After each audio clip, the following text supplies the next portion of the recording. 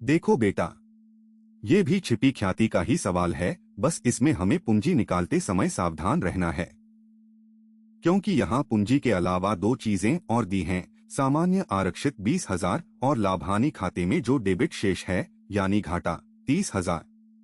अब याद रखो, सामान्य आरक्षित दुकान की जमा पूंजी है, वो हिसाब में जुड़ेगी, लेकिन लाभानी खाते का डेबिट शेष यानी घाटा है, वो पूंजी घटाएगा। तो पहले शुद्ध पूंजी निकालो, दोनों की पूंजी जमा आरक्षित घटाओ घाटा।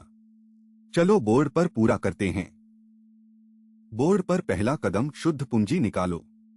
दोनों साझेदारों की पूंजी, जयंत की 80,000, राजेश्वर की 50,000। इसमें सामान्य आरक्षित 20,000 जोड़ो, क्योंकि वो दुकान की कमाई से बनी पूंजी है। तो 80 जमा 50 एक 30,000, जमा 20,000 1,50,000। अब इसमें से लाभानी का घाटा 30,000 घटाओ, क्योंकि वो नुकसान है। 1,50,000 घटाओ 30,000 1,20,000। ये है दुकान की शुद्ध पूंजी।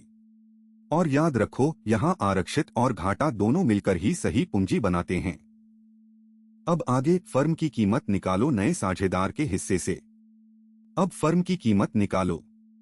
यश पांचवा हिस्सा 60,000 में लाया, तो पूरी फर्म की कीमत 60,000 को 5 से गुणा 3 लाख। अब असली पूंजी हमने शुद्ध पूंजी तो निकाली है, पर उसमें यश की पूंजी 60,000 जुड़ना बाकी है। तो असली कुल पूंजी शुद्ध 1,20,000 जमा यश की 60,000 1,80,000।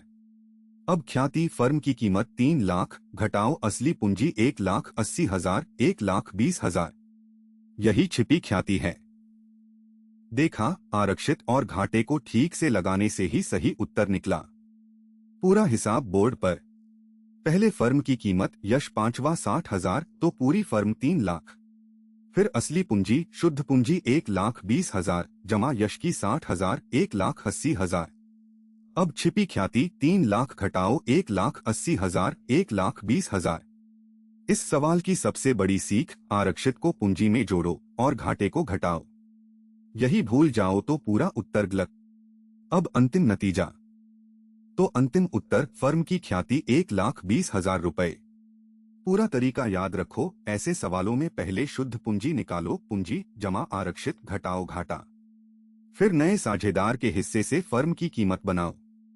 फिर फर्म की कीमत में से कुल पूंजी शुद्ध प्लस नए की पूंजी घटाओ, मिली छिपी ख्याति।